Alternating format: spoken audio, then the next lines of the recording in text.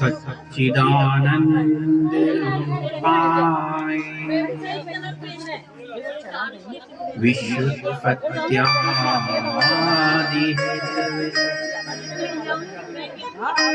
तापत्रय विनाशाय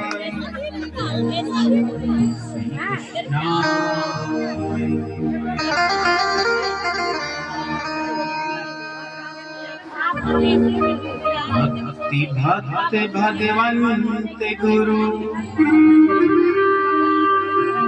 चतुर नाम बपुए तिनके पद वंदन किए नाशत वीन अनी गुरुर् ब्रह्मा गुरुर्विष्णु गुरुर्देवो महेश्वर गुरुर् साक्षात् परब्रह्म तस्मै श्री गुरुवे नमः।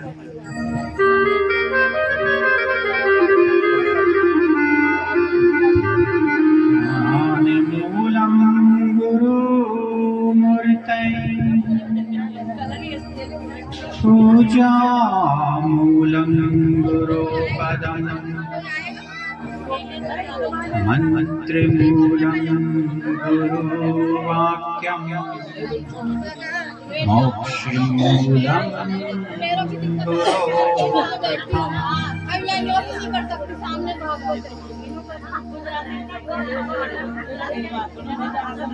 मोक्षमूलं गुरुकृपाम् कृष्णाय वासुदेवाय हरे परमात्मने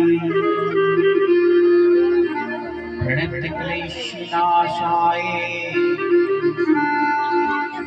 गोविंदाय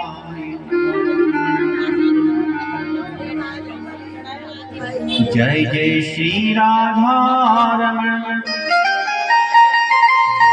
जय जय नवल किशोर जय गोपी चित चोर प्रभु जय जय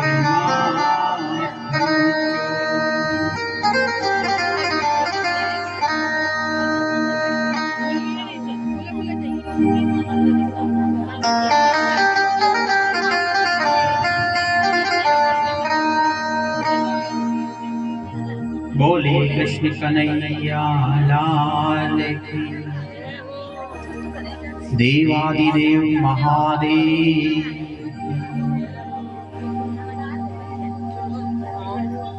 गणेश जी महाराज सभी ग्राम देवता सभी क्षेत्र देवता अपने अपने गुरुदेव की माता पिता की कथा के तृतीय दिवस में आज हम प्रवेश करेंगे। भगवान की कथा का तो कोई अंत नहीं है, लेकिन जितना वर्णन हो सकता है हम करने का प्रयास करते हैं। हेलो हेलो महिमा अमित मोरी मधुर थोड़ी हेलो जिमी रवि समखद्योत अजोरी। आपकी महिमा अनंत और मेरी मति थोड़ी है, फिर भी हम तेरा गुणगान करने का प्रयास करते हैं। हेलो हेलो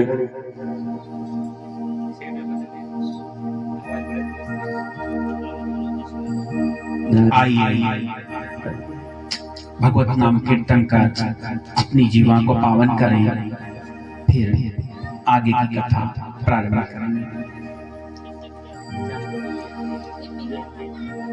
अच्युतं केशवं कृष्णदामोदरं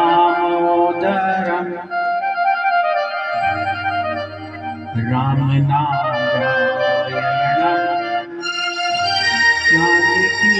जानकीवल्लभम् अच्युतं केशवं कृष्णदामोदरं रामनारायणं जानकीवल्लभम् अच्युतं केशवं कृष्णदामोदरं रामनारायणं जानकीवल्लभम्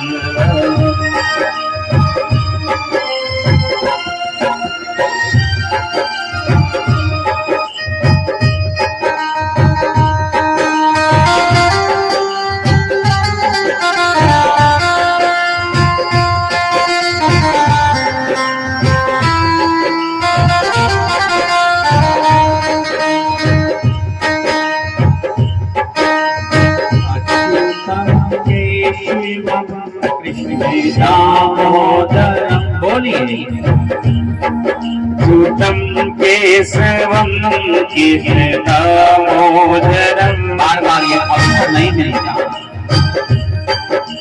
राम नारायणम जानकी वल्लभम राम नारायणं जानकी वल्लभम्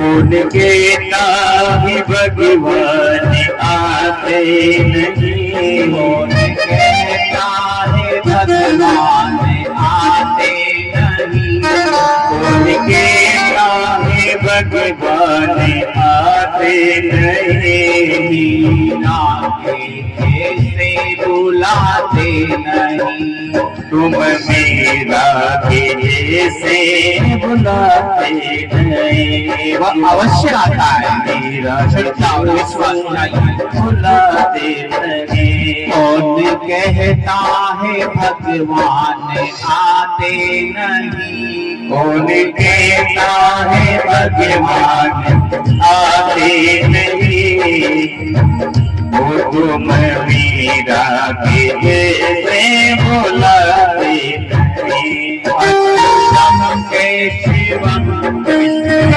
कृष्णदामोदरं कृष्णं केशवं कृष्णदामोदरं रामनारायणं जानकीवल्लभम् रामनारायणं जानकी वल्लभम्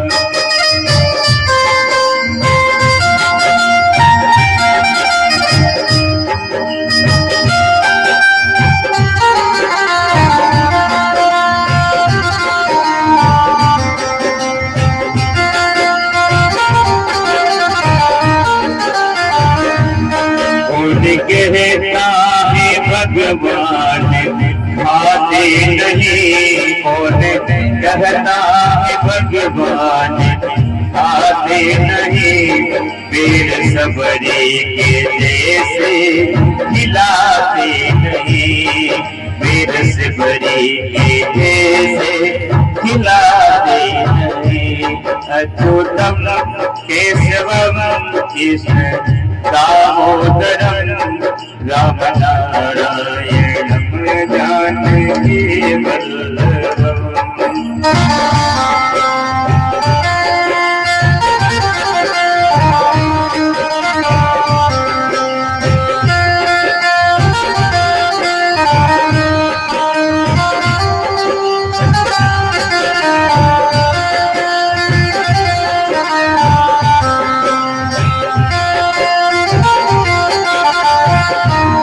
खुद कहता है भगवान सोते नहीं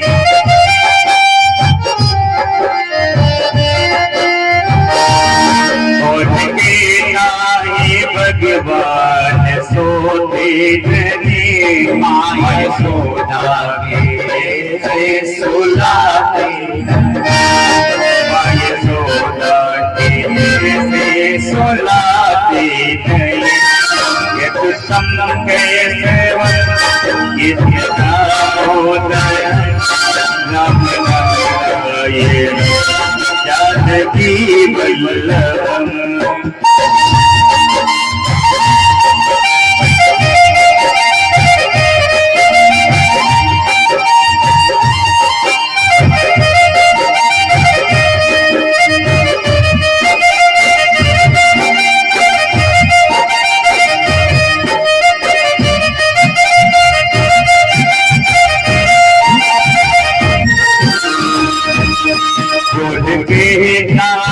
भगवान नाचते नहीं, कौन कहता है भगवान नाचते नहीं।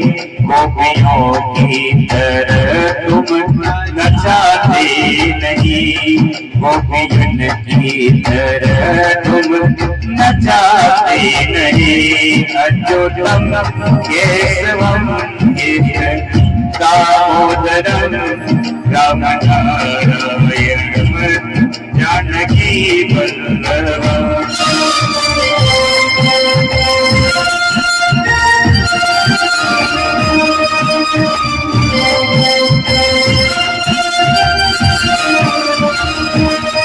नाम जपते चलो काम करते चलो, नाम जपते चलो काम करते चलो।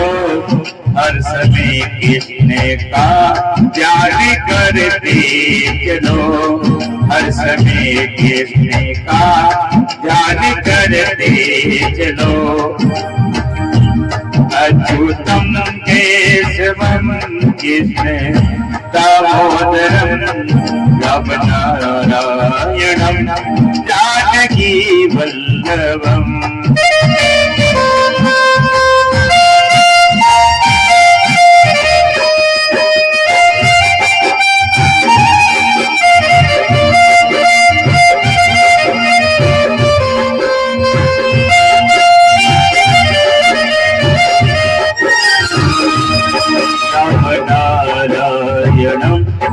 जानकी वल्लभ।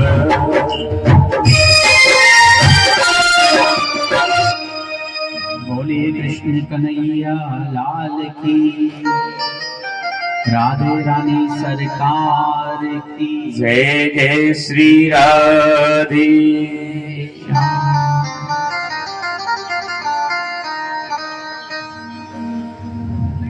कल की कथा में वर्णन किया था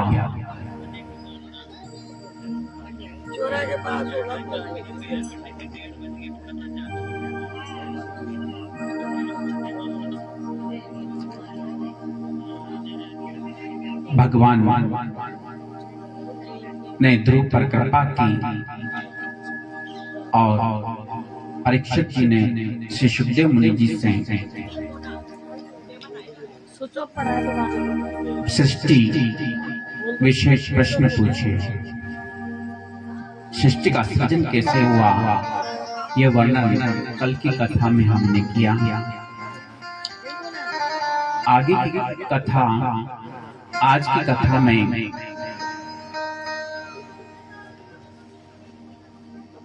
श्री परीक्षित जी महाराज श्री सुखदेव मुनि जी से पूछ रहे हैं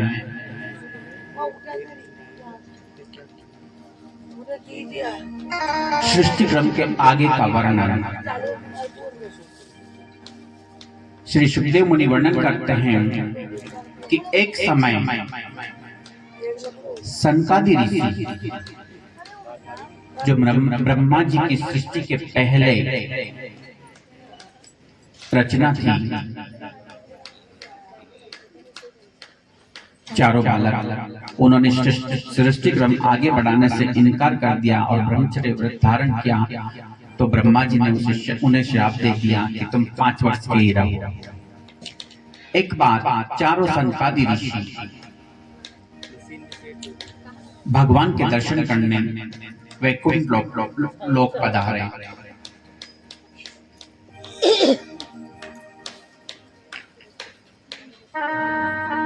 द्वारपालों ने उन्हें रोक दिया।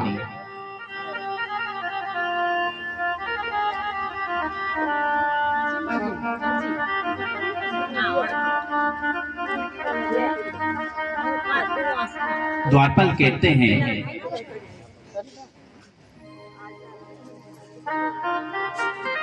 कि हम भगवान से आज्ञा लेकर आते हैं, तभी आप भगवान के दर्शन कर सकते हो, तब तक द्वार पर ही रुको।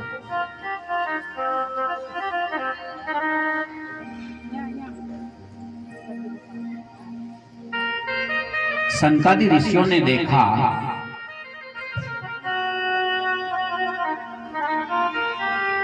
कि इनको अहंकार हो गया है, भगवान के द्वारपाल होने का अहंकार हो गया है।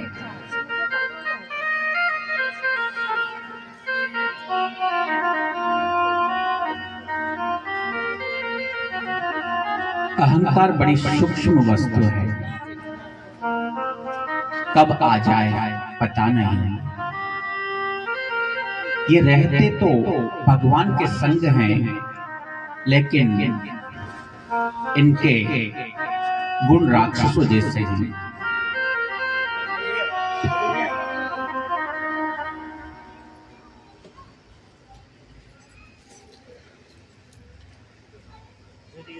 इनकी प्रवृत्ति राक्षसों जैसी है।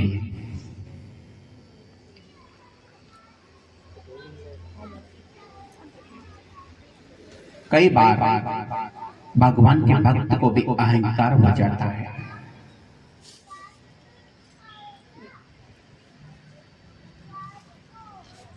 कई बार भक्ति का भी अहंकार हो जाता है।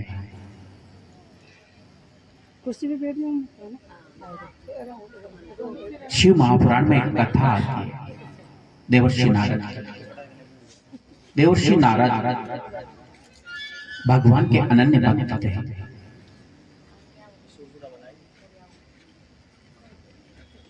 एक बार उन्होंने हिमालय पर तपस्या की।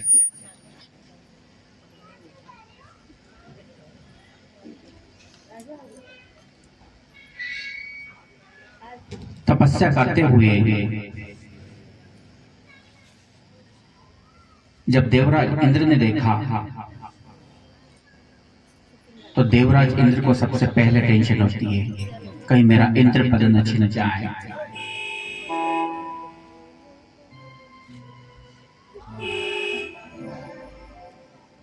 उनकी तपस्या भंग करने के लिए कामदेव को भेजा।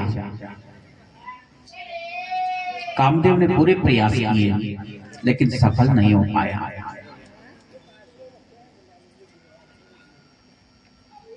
देवर्षि नारद जब तपस्या से उठे, तो उनको अहंकार हो गया कि मैंने कामदेव पर, काम पर विजय प्राप्त कर ली। सच्चाई कुछ और थी। जिस स्थान पर देवर्षि नारद ने तपस्या की थी, वो स्थान वो था जहां पर भगवान भोलेनाथ ने तपस्या की थी और कामदेव को बस में किया था। इसलिए उस क्षेत्र में कामदेव का कोई प्रभाव काम नहीं करता था, और नारद जी को अहंकार हो गया कि मैंने काम पर विजय प्राप्त कर। हेलो, दौड़े दौड़े पहुंचे कैलाशपति के पास और बताने लगे कि मैंने कामदेव पर विजय प्राप्त कर ली। उसने खूब प्रयास किया मुझे मेरी तपस्या को भंग करने का, लेकिन सफल नहीं हो पाया। भगवान भोलेनाथ मुस्कुराए, देवर्षि मुझसे तो ये वर्णन किया है, आगे किसी से वर्णन मत करना। पर देवर्षि तो सूक्ष्म अहंकार ने घेर लिया था। पहुंचे ब्रह्मलोक, ब्रह्मा जी को भी बताया। फिर पहुंचे भगवान विष्णु के पास, बोले नारायण, मैंने कामदेव को जीत लिया है। भगवान मुस्कुराए। भगवान ने कहा कि ये बात अब किसी को वर्णन मत करना। भगवान ने सोचा कि मेरे भक्त का कल्याण कैसे होगा। अच्छा, कभी कभी आप लोगों को ऐसा लगता होगा कि दुष्ट प्रवृत्ति के लोग, ये कई लोगों का प्रश्न है, मेरे से भी कई लोग, जो दुष्ट प्रवृत्ति के लोग हैं वो इस संसार में सुखी हैं, और हम भगवान का भजन करते हैं, भगवान के भक्त हम दुखी हैं। वो अच्छे भले खा रहे पी रहे मौज कर रहे हैं और हम दुखी हैं। इस प्रश्न का जवाब मैं आपसे ही पूछता हूं। अगर आपकी कोई संतान आपकी बात न माने,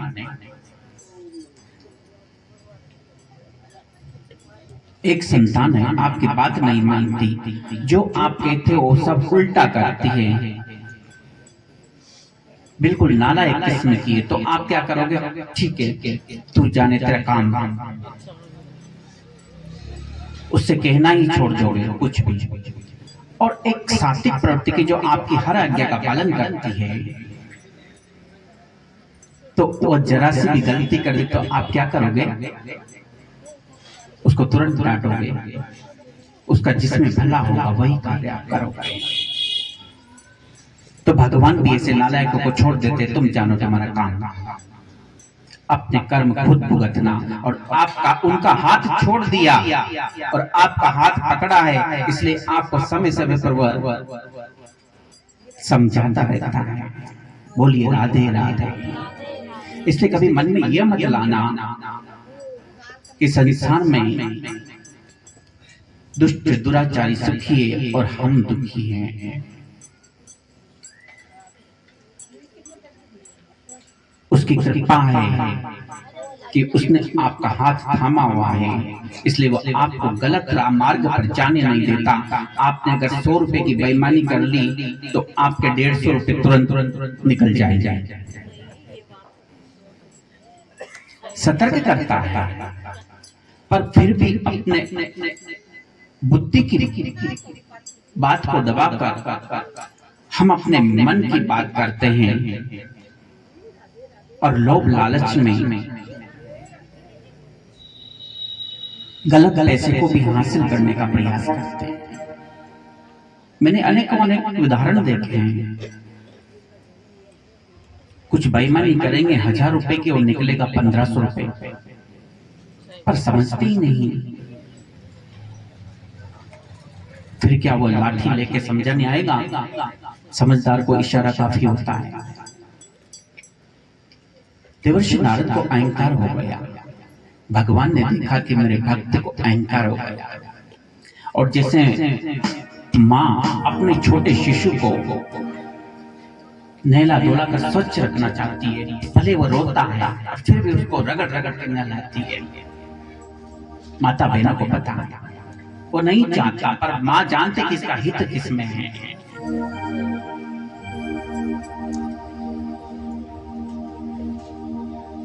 भगवान ने नारद जी में अहंकार को देखा। भगवान ने सोचा इनका ऑपरेशन करना पड़ेगा, सर्जरी करनी पड़ेगी। केस थोड़ा डिफिकल्ट है। नारद जी जा रहे थे, मार्ग में एक नगर का निर्माण किया। वहां का राजा शिवजी अपनी पुत्री श्रीमती के विवाह के हेतु स्वयंवर का आयोजन कर रहा था। अति सुंदर नगरी, मानो दूसरा वैकुंठ धराधाम पर हो। देवर्षि नारद का मन बरबसी आकृष्ट हुआ और देवर्षि नारद शिवनिधि नगर में पधारे। राजा ने यथोचित आदर सत्कार किया। देवर्षि आई, मेरी कन्या श्रीमती का विवाह है, आप इसका हाथ देखकर थोड़ी बताइए इसको कैसा वर की प्राप्ति होगी। वो कन्या इतनी सुंदर कि देवर्षि नारद का जो अहंकार था, कामदेव को विजय प्राप्त कर लिया। वो छूमंतर हो गया। देवर्षि सोचने लगे कि इसे मैं कैसे प्राप्त करूं। सब भगवान की माया।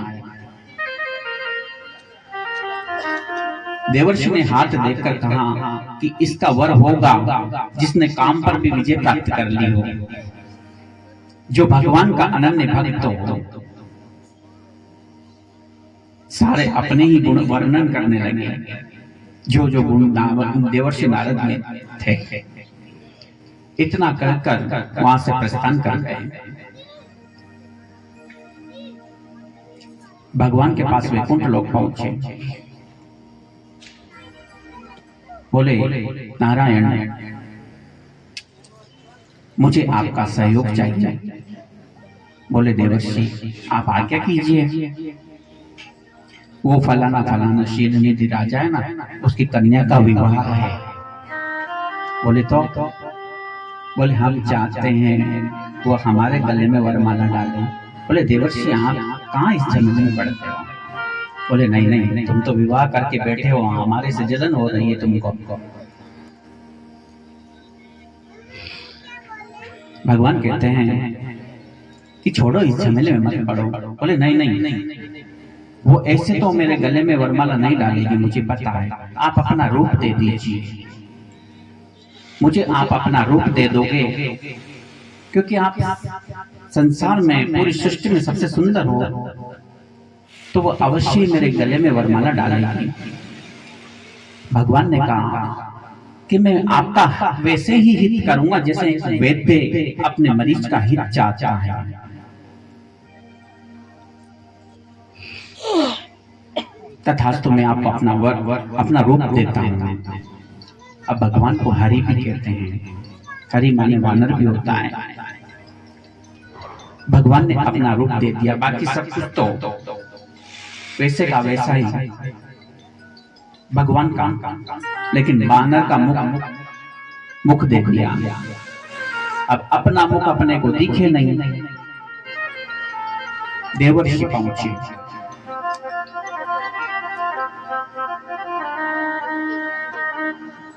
सभी राजागण, बड़े बड़े विद्वान कतार में खड़े हैं। शीलनिधि की पुत्री श्रीमती वरमाला लिए बढ़ती चली जा रही है। देवर्षि आकर खड़े हुए। पहले तो सभी उनको हंसे,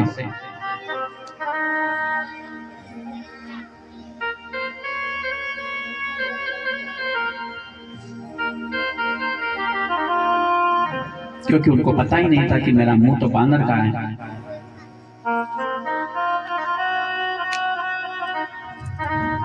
वो कन्या उनके नजदीक आई और हंसकर आगे बढ़ गई। देवर्षि नारद ने सोचा शायद हो सकता है इसने नहीं देखा हो, फिर यहां से थोड़ा आगे लगने लगे। फिर वहां तक वो कन्या पहुंची तो फिर उनको अनदेखा करके आगे बढ़ गई। इतने में भगवान नारायण स्वयं आए। सुंदर श्रेष्ठ राजा का रूप धारण करके, और श्रीमती ने उनके गले में वरमाला डाल दी और साथ लेकर चले गए। देवर्षि नारद को जब भगवान भोलेनाथ के पार्षद उनके आजू बाजू खड़े थे, उन्होंने कहा कि पहले अपना चेहरा तो देख के आओ, स्वयंवर में आए हुए, और हंसी उड़ाई। देवर्षि ने नदी के जल में, सरोवर के जल में अपना चेहरा देखा और देखकर क्रोध सातवें आसमान पर पहुंच गया। भगवान ने मेरे साथ छल किया है, मेरा विवाह नहीं होने दिया और खुद श्रीमती का वरण करके चले गए। आज तक इनका किसी बड़े भक्त से पाला नहीं पड़ा। आज देखता हूं अब क्रोध में तिल मिलाए जा रहे हैं। भगवान भी देख रहे हैं कि आज देवर्षि का क्रोध सातवें आसमान पर है। पहुंचे कि नारायण तुम बड़े निष्ठुर हो, तुमसे किसी का उत्कर्ष देखा नहीं जाता। अपना विवाह करके बैठे हो, 16,108 रानियां भी पहले कृष्ण अवतार में तुमने वर्ण की, और किसी को एक पत्नी मिल जाए उसकी भी तुम्हें द्वेषता है।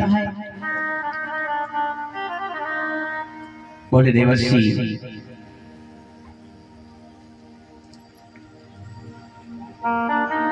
तुमने कहा था जिसमें मेरा हित हो वो कार्य करना।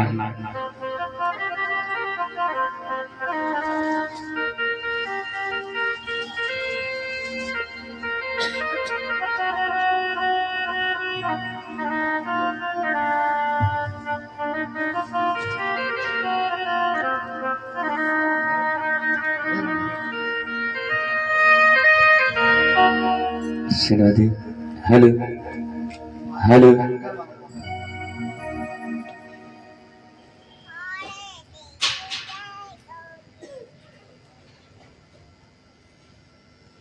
राधे रानी ने हमारे लिए माला भेजी है बरसाने से, और महाकाल जी ने प्रकाश प्रसाद दिया है।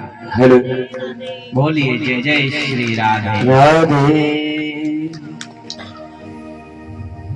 ठाकुर जी की असीम कृपा सब पर बनी रहे, हम तो यही चाहते हैं।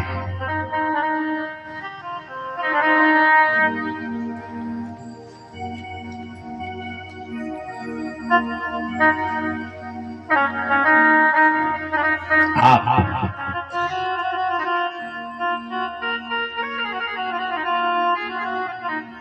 देवेंद्र जी कथा व्यास नहीं है, पर कथा व्यास से कम भी नहीं है। बहुत अच्छे भजन गायक हैं और राधा रानी के परम भक्त हैं। इनकी श्रद्धा भक्ति को हम प्रणाम करते हैं।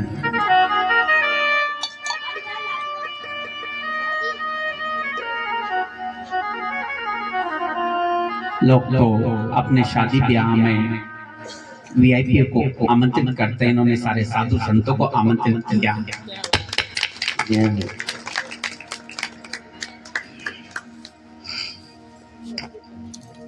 ऐसे भक्तजन कथा में पधारते हैं, हमें आनंद आता है। तो देवर्षि नारद जी ने भगवान को शाप दे दिया कि जैसे स्त्री वियोग में तुमने मुझे तड़पाया है, तुम भी मनुष्य जन्म लोगे, धराधाम पर अवतार लोगे, और तुम्हें भी स्त्री विरह में भटकना पड़ेगा। भगवान ने कहा तथास्तु।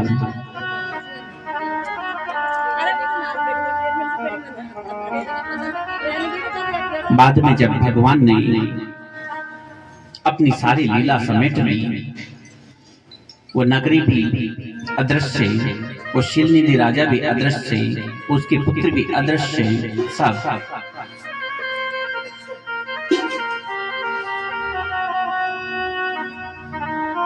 देवर्षि नारद को सद्बुद्धि आई। भगवान मैंने क्या अपराध कर दिया, मैंने आपको शाप दे दिया, आपने तो मेरा कल्याण चाहा था।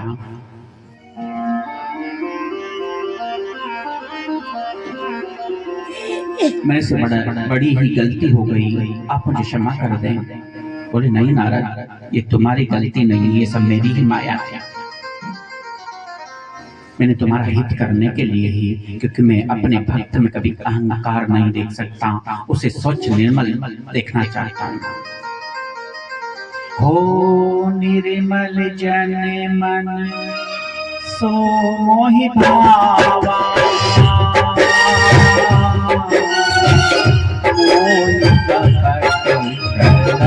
मोहि कपट भावा। राम सिया राम जय जय राम। राम सिया राम जय जय राम।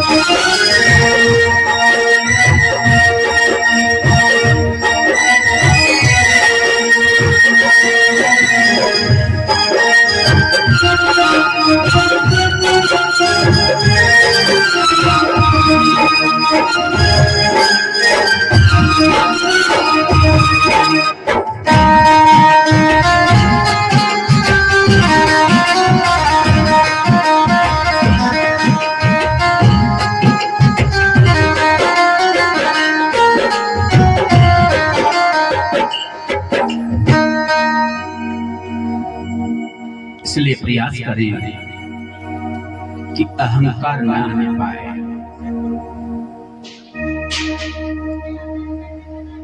किस बात का अहंकार? शरीर सदा नहीं रहेगा, मकान दुकान प्रॉपर्टी सदा नहीं रहेगी, पुत्र परिवार सदा नहीं रहेंगे। अहंकार करना तो ये कीजिए कि भगवान मेरे और मैं भगवान कहाँ? मत कर रे गर्व गुमान, गुलाबी रंग उड़ी जावे गोरे पाछो नहीं आवे लो।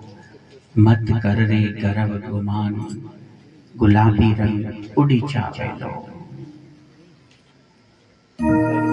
इसलिए किसी से भी वार्तालाप करें, ऐसी वाणी बोले, मन का आपा खोए और उनको शीतल करे, आपा शीतल होए। संकादि ऋषियों ने उनको शाप दे दिया, जाओ राक्षस हो जाओ। तभी भगवान का आगमन होता है। भगवान को सारी बात बताते हैं। द्वारपाल कहते हैं कि प्रभु हम तो आपके आज्ञा का पालन कर रहे थे, हम द्वार पर हमारी जो ड्यूटी है वो कर रहे हैं कि आपसे मिलने के लिए किसी को अगर जाना है, दर्शन करने जाना है, तो पहले आपकी आज्ञा चाहिए। बोले भक्त को भगवान से मिलने के लिए आज्ञा लेने का नियम कब से बन गया? ब्राह्मणों के द्वार भगवान के लिए कब से बंद हो गए? अगर ऐसा कोई नियम बना है तो उसे तोड़ दो। भक्त के लिए भगवान के द्वार सदा खुले हुए हैं। उन्होंने विनय करते हैं। तब संकादि ऋषि कहते हैं कि हम आप पर कृपा करके सिर्फ तुम्हें 3 जन्मों तक राक्षस बनने का श्राप देते हैं। बाकी के 3 जन्मों में तुम राक्षस शरीर से मुक्ति पाने के बाद पुनः भगवान के पार्षद बन जाओगे।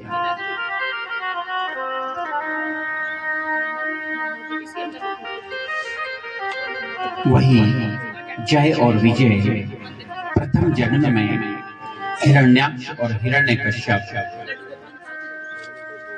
द्वितीय जन्म में रावण और कुंभकर्ण, और तृतीय जन्म में शिशुपाल और दंतवक्र के नाम से इस धरा पर राक्षस बनकर आए। कहाँ तो भगवान के द्वारपाल थे, एक अहंकार के कारण पतन हुआ और राक्षस बनना पड़ा।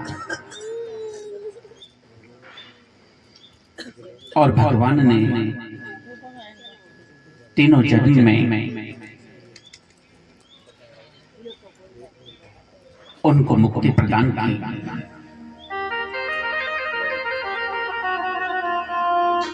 आगे श्री सुखदेव मुनि वर्णन करते हैं कि एक दिन महर्षि कश्यप संध्या वंदन कर रहे थे कि उनकी पत्नी उनके पास आती है। दीदी कहती है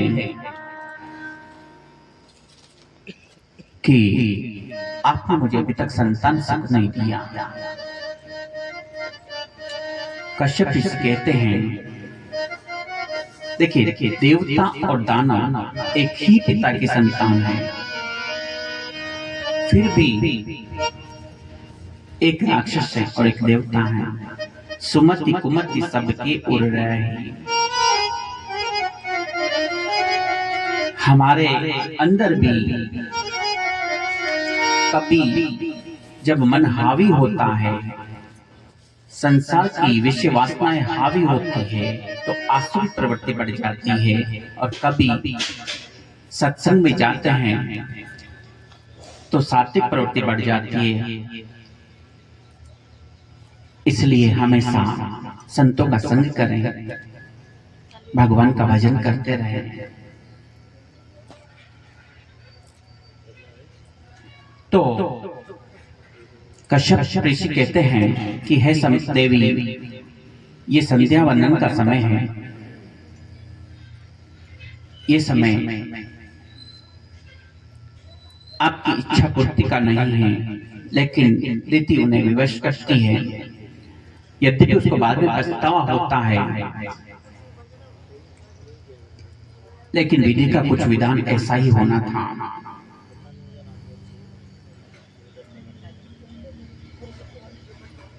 कश्यप ऋषि कहते हैं, हे देवी, तुम पश्चाताप मत करो। शायद भगवान की कुछ ऐसी लीला होने वाली है, उसमें तुम्हारा कोई कसूर नहीं है। तुम्हारे गर्भ से 2 भयंकर असुरों का जन्म होने वाला है। दिति घबरा गई।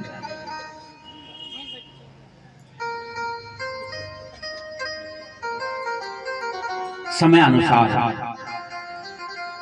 दिति के गर्भ से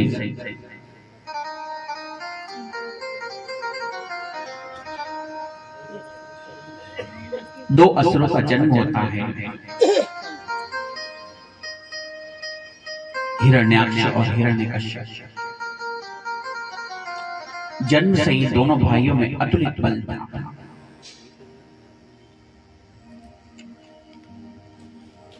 पूरी सृष्टि पर त्राहिमाम मच गई। उनके आतंक से, उनके अत्याचारों से ऋषि मुनियों को पीड़ा होने लगी।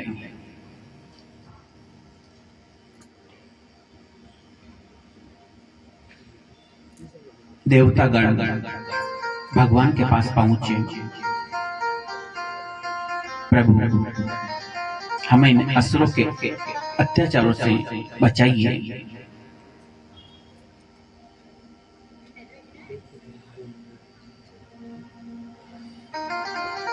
हिरण्याक्ष ने पृथ्वी को चुरा कर पाताल में ले गया। जब पृथ्वी के अभाव में सृष्टि क्रम उथल पुथल हो गया और सभी देवतागण ब्रह्मा जी के साथ भगवान की शरण में गए, तो भगवान ने उन्हें आश्वस्त किया कि आप चिंता मुक्त हो जाइए, मैं समय आने पर आपकी चिंता का निवारण करूंगा। और फिर भगवान ने ब्रह्मा जी की नासिका से वराह रूप धारण किया। बोलिए वराह भगवान की।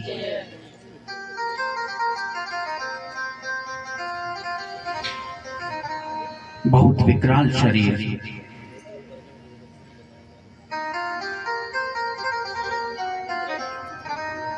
भगवान ने वराह रूप धारण करके मानो प्राणी मात्र को संदेश दिया है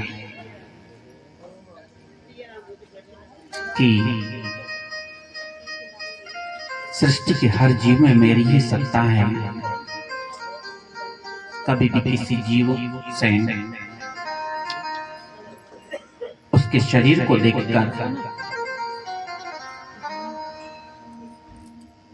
ईर्ष्या नहीं करना चाहिए, घृणा नहीं करना चाहिए। तुझ में राम, मुझ में राम, सब में राम समाया है। कर लो जगत में प्यार, सभी से कोई नहीं पराया है। एक ही माँ के बेटे हैं हम, एक ही पिता हमारा है, फिर भी ना जाने किस मूर्ख ने लड़ना हमें सिखाया है। आप ब्राह्मण बनिए, क्षत्रिय वैश्य शूद्र बाद में हो, पहले एक सनातन परम पिता के अंश हो। बस मान बैठे, हम काले हैं, हम गोरे हैं, हम लंबे हैं, हम छोटे हैं।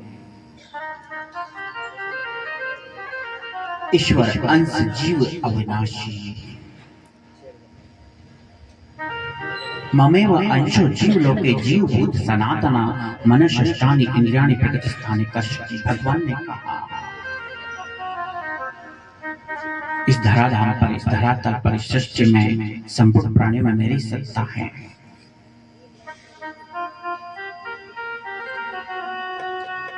भगवान ने वराह रूप धारण किया। विकराल शरीर, भयानक गर्जना की, संपूर्ण सृष्टि गूंज गई उनकी दहाड़ से।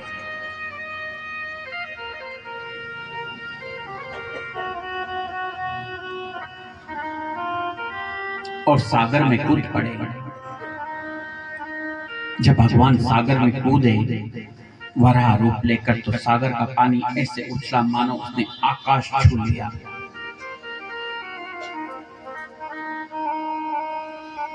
हिरण्याक्ष के पास पहुंचे और दोनों में घोर युद्ध हुआ।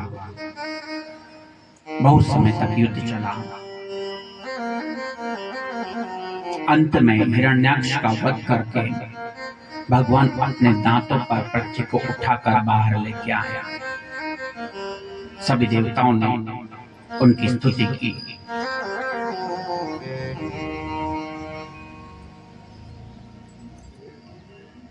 हिरण्याक्ष की मृत्यु से उसके भाई हिरण्यकश्यप को बड़ा दुख हुआ और बदला लेने के लिए भगवान से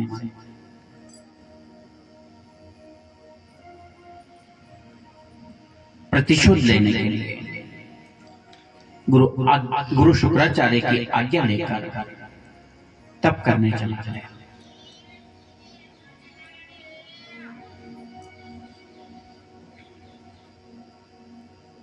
इस समय उसकी पत्नी कयाधु गर्भवती थी।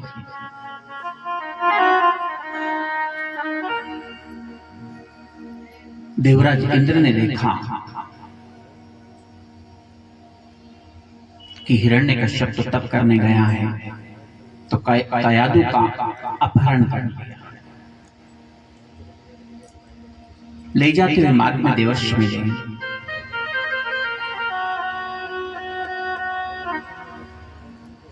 है देवराज, आप क्या करने जा रहे हो? बोले ये हमारे शत्रु की पत्नी है, मैं इसका वध कर दूंगा। बोले आपको पता नहीं कि इसके गर्भ में एक भगवत भक्त पल रहा है, आप इसे मुक्त कीजिए। देवराज इंद्र ने क्षमा याचना की और उसे मुक्त किया। देवर्षि नारद अपने आश्रम उसको लेके आया। समय अनुसार कयाधु के गर्भ से बालक उत्पन्न हुआ और नाम रखा प्रहलाद। देवर्षि नारद के ही आश्रम में उसकी शिक्षा दीक्षा हुई। बचपन से ही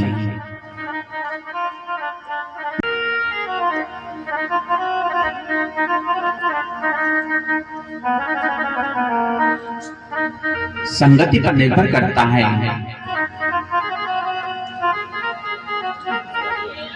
कि भविष्य क्या हो।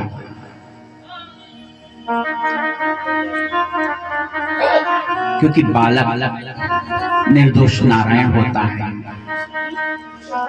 उसको जैसी संगति मिलेगी वो वैसा ही बन जाएगा। कहते हैं ना, कोमल पौधा होता है जिसे जिधर मोड़ो उधर मुड़ जाएगा। प्रहलाद जी को भगवान के भक्त देवर्षि नारद की संगति मिली। देवर्षि नारद ने उसे मंत्र दिया और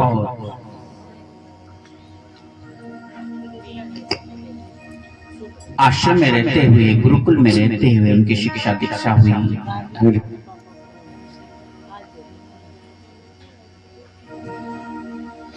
छोटी सी आयु में ही वेदों का ज्ञान प्राप्त कर लिया।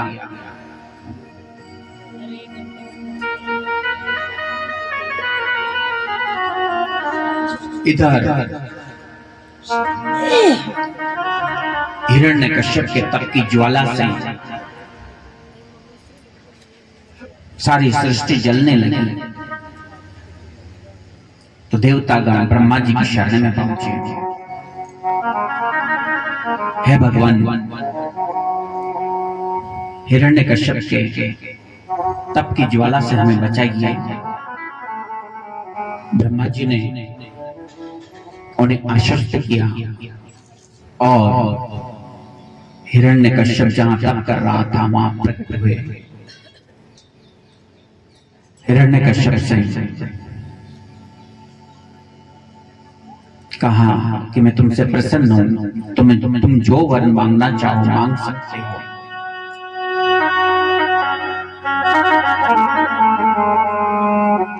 हिरण्यकश्यप कहता है कि मुझे अमर होने का वरदान दे दीजिए।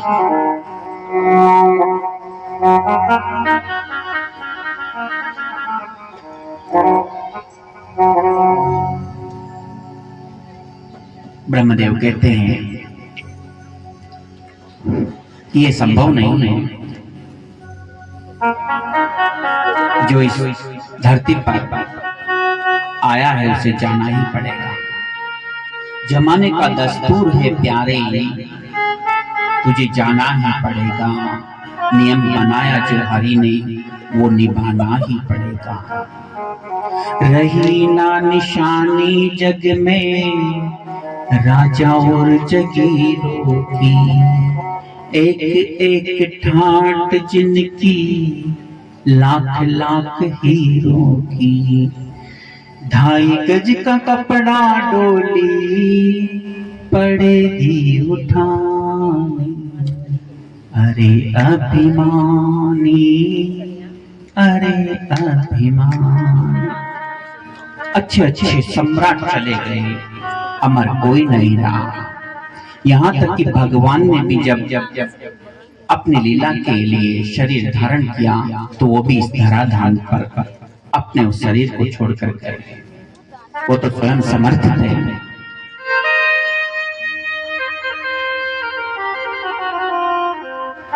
आया है सो जाएगा राजा रंग फकीर, एक सिंहासन चढ़ी चला, एक बांधे जंजीर, सियावर रामचंद्र की जय।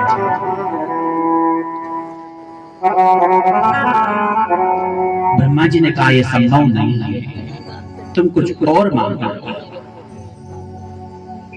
उसने अपनी बुद्धि दौड़ाई,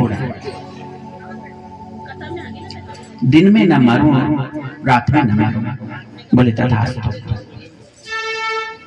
अस्त्र से न मरूं शस्त्र से न मरूं, तथास्तु। 12 महीनों में किसी भी महीने में नहीं मारूं। उसे पता था कि 12 महीने ही होते हैं और होगा ही नहीं। 12 महीने में किसी भी महीने में नहीं मरूं, ठीक है। ना घर में मरूं ना बाहर मरूं, बाहर भी नहीं मर सकता, घर में अंदर भी नहीं मर सकता, और जगह बची नहीं। उसने अपनी पूरी बुद्धि का इस्तेमाल कर लिया,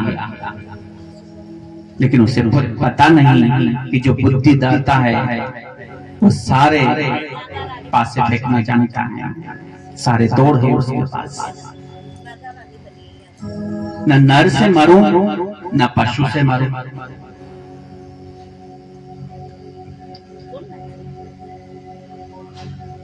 ब्रह्मदेव ने आशीर्वाद दिया, वरदान दिया, तथास्तु।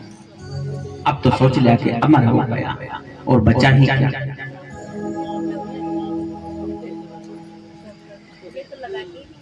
जब अयोग्य व्यक्ति को सत्ता मिल जाती है, अयोग्य व्यक्ति को शक्ति मिल जाती है, तो उसका दुरुपयोग करता है।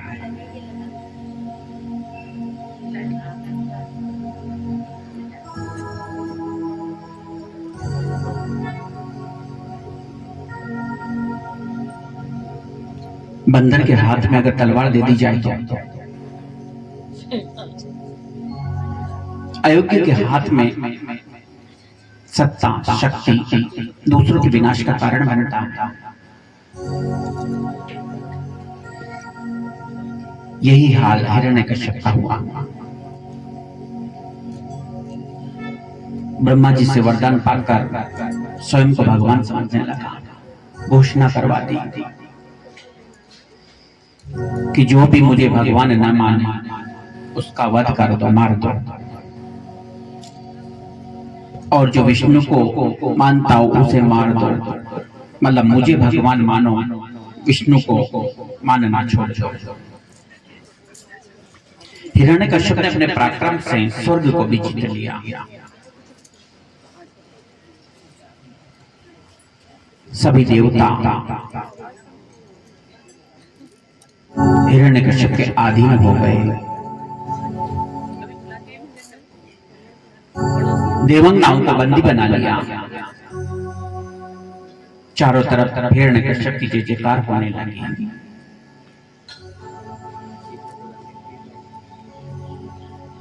सब मानते हिरण्यकश्यप को, लेकिन भगवान ने अपना भक्त उसके घर में ही भेज दिया।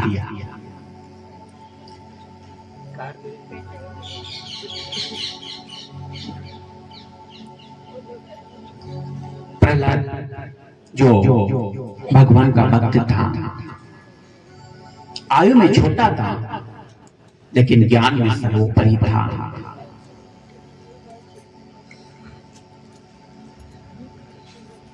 प्रहलाद जी के गुण जितने वर्णन किए जाए उतने कम है।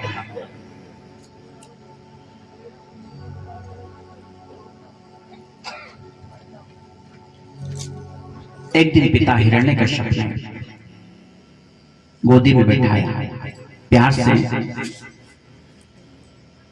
सिर पर हाथ फेरता हुआ पूछने लगा, बोले हे वत्स, तुझे इस संसार में सबसे प्रिय क्या लगता है? सबसे प्रिय क्या लगता है? सोचा शायद मेरा नाम लेगा या माँ का नाम लेगा या कोई ऐश्वर्य का नाम लेगा।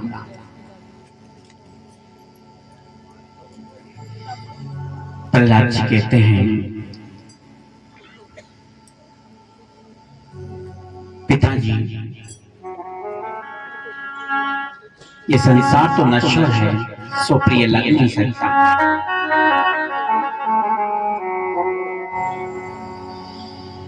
माता पिता पुत्र परिवार पहले नहीं थे और बाद में भी नहीं रहेंगे, सो वो भी प्रिय नहीं लग सकते,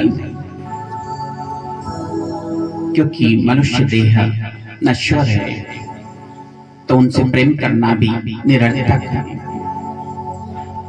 नश्वरो मानुषो देहो देहिनाम क्षण भंगुर तत्रापि दुर्लभम मन्ये वेत्थ प्रिय दर्शनम। मनुष्य देह मिलना दुर्लभ है, और मिल भी जाए तो संत जनों का, ब्रह्मनिष्ठ संतों का मिलना बड़ा मुश्किल है, और मिल भी जाए तो उन्हें समझना मुश्किल है, और समझ भी लिया तो उनके मार्ग पर चलना मुश्किल है। भगवान ने भगवत गीता में कहा, मनुष्याणाम सहस्रेषु कश्चित् यतति सिद्धये यतताम अपि सिद्धिमां कश्चित् मां वेति तत्त्वतः। हजारों मनुष्य में कोई एक मेरी प्राप्ति के लिए यत्न करता है, और उन यत्न करने वाले योगियों में भी कोई बिरला ही मुझ तक पहुंच पाता है, बाकी तो बीच में छूटते चले जाते हैं। आप अपने आप पर गर्व कीजिए, भगवान ने आपको चुना, भगवान ने सत्संग में भेजा। बिनु सत्संग विवेक न होई, राम कृपा बिनु सुलभ न सोई। क्योंकि भगवान की कृपा के बिना भगवान के द्वार पर आना मुश्किल है।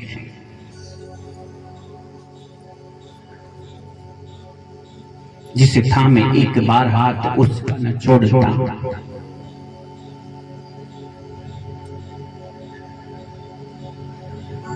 प्रहलाद कहता है, असार खलु संसारो दुख रूपी विमोह का, सुतर कस्य धनम कस्य स्नेहात ज्वलते निशम। ये संसार असार है पिताजी, सब मोह ममता में जले जा रहे हैं, समय बीता जा रहा है, इसलिए ये भी प्रिय नहीं।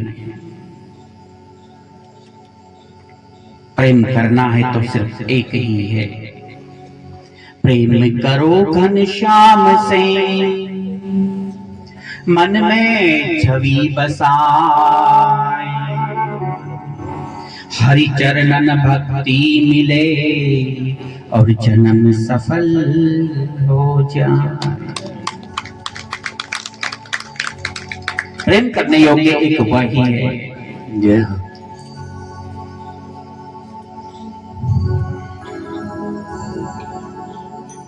क्योंकि उसकी सत्ता से ही सब कुछ है। फूलों में महक तुमसे, तारों में चमक तुमसे, बर्फों में शीतलता, अग्नि में धधक तुमसे। उसी की कृपा से तारे चमक रहे हैं, उसी की कृपा से सूर्य चमक रहा है। जले विष्णु थले विष्णु, विष्णु पर्वत मस्तके, ज्वालमाला कुले विष्णु, सर्व विष्णुमयम जगत।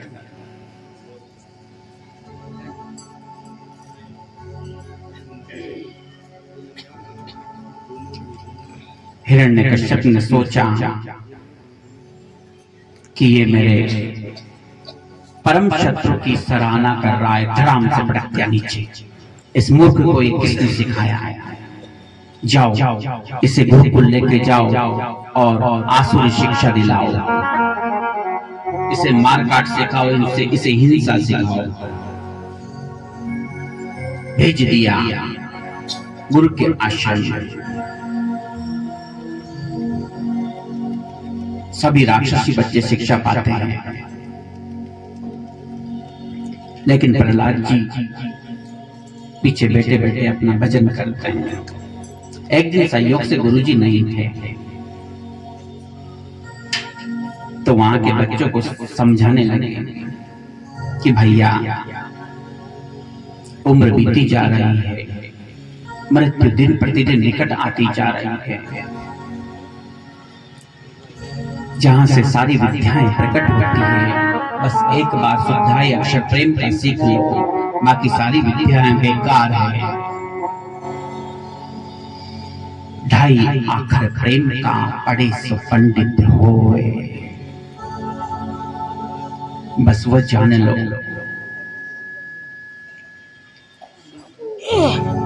पढ़ना है तो भगवान की लीला कथाएं पढ़ो, जानना है तो ये जानो कि कहां से आए और कहां जाना है। तुम्हारा अंतिम मुकाम क्या है ये जानो। और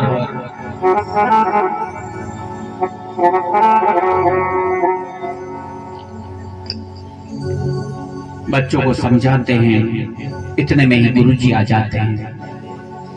सब बच्चे कीर्तन कर रहे हैं उनके साथ में, प्रहलाद जी के साथ में। गुरुजी डांटते हैं तो प्रहलाद जी गुरुजी का भी हाथ पकड़कर उनको भी कीर्तन में लगाते हैं।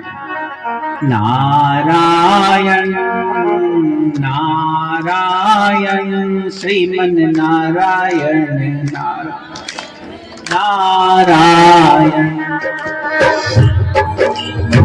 नारायण नारायण श्रीमन नारायण नारायण नारायण नारायण नारायण नारायण।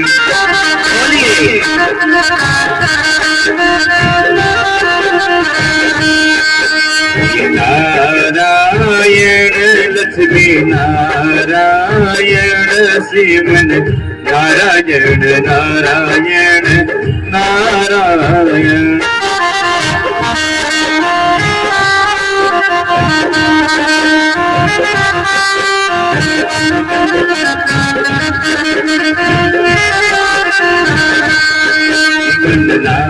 नारायण श्रीमन नारायण लक्ष्मी नारायण नारायण नारायण।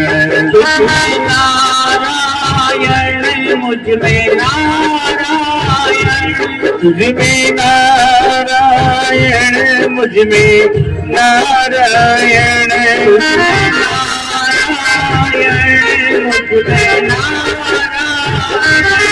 तुझ में नारायण में नारायण देखो वहाँ नारायण नारायण।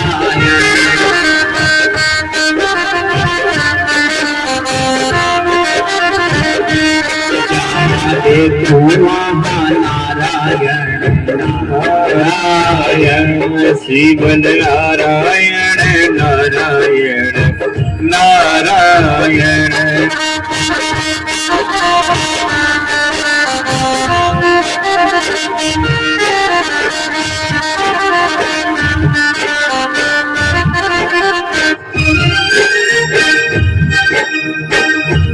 श्रीमन नारायण नारायण नारायण।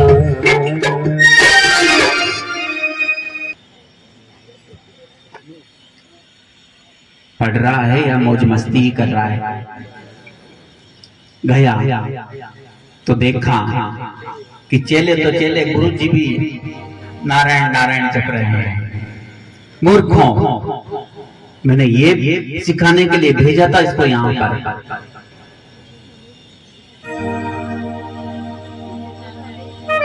हिरण्यकश्यप को क्रोध आ गया। गुरुजी ने समझाया कि बोले हमारी गलती नहीं है, ये सब बालकों का ब्रेन वॉश करता है, और का तो और हमारा भी ब्रेन वॉश कर दिया। हमने तो इसे नहीं पढ़ाया पर इसने हमें पढ़ा दिया। आज्ञा देता है कि इसे पहाड़ से गिरा दो, ऊंचे पर्वत से गिरा दो।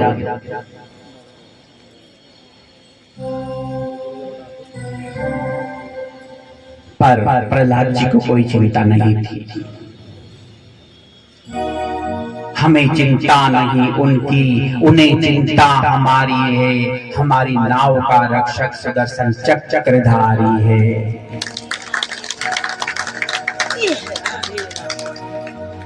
हम क्यों चिंता करें?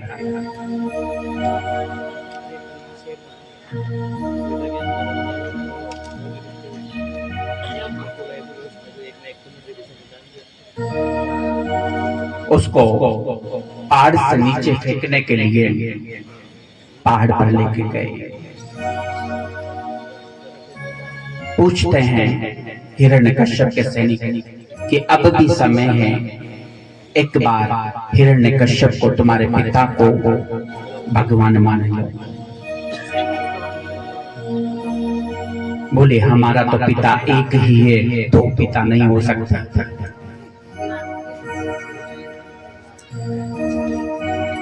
पहाड़ से फेंका गया।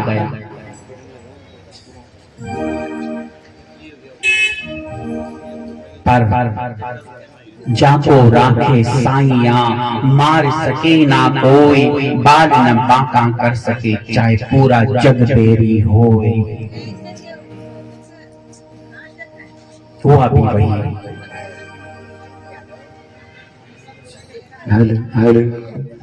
उसको जैसे ही पहाड़ से फेंका गया, पर संकट आने से पहले,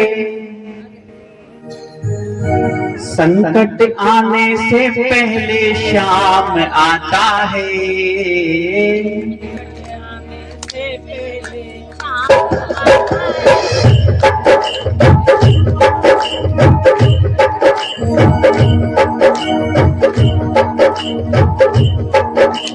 क्यों घबराऊं मैं, मेरा तो श्याम से नाता है।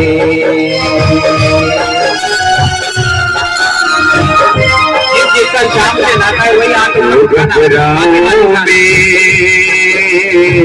मेरा तो श्याम से नाता है।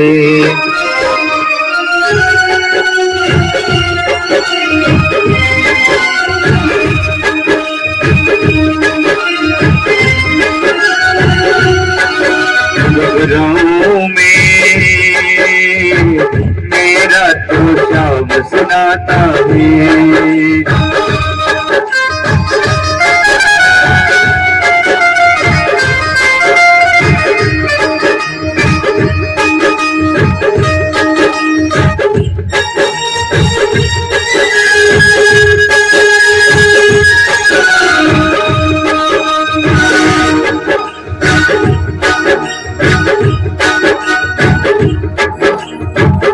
घबराऊं मैं, मेरा तो श्याम से नाता है। दुनिया क्या करेगी जब श्याम से नाता है? मेरा तो श्याम से नाता है।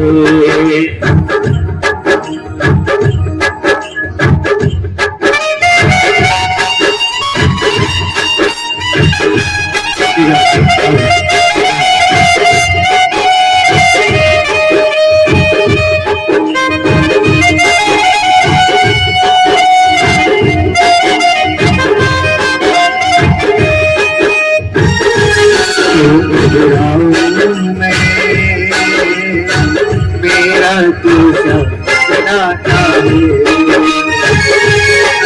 घबराऊं मैं, मेरा तो श्याम से नाता है।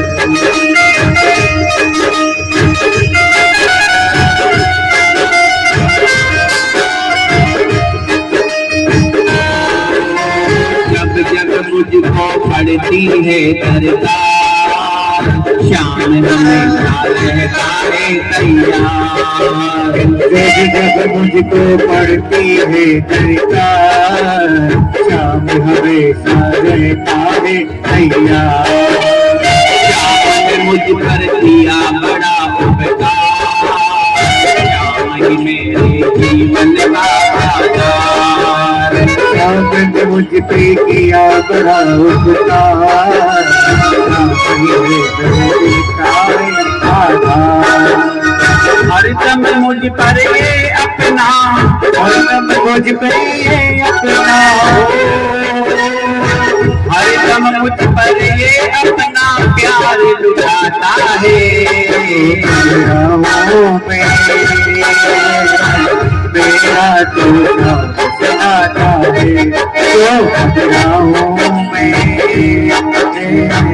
मेरा तो श्याम से नाता है।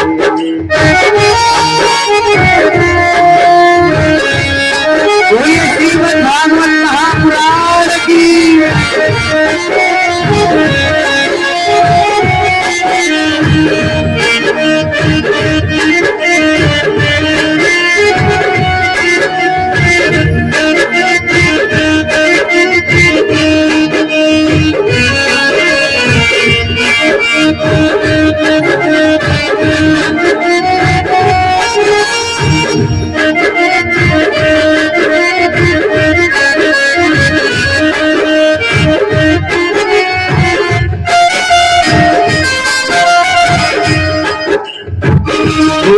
तो राधा ही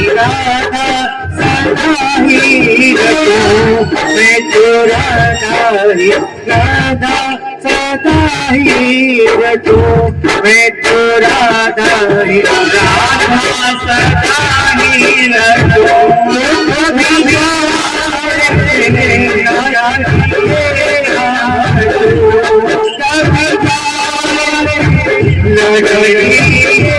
सदा ही रखो।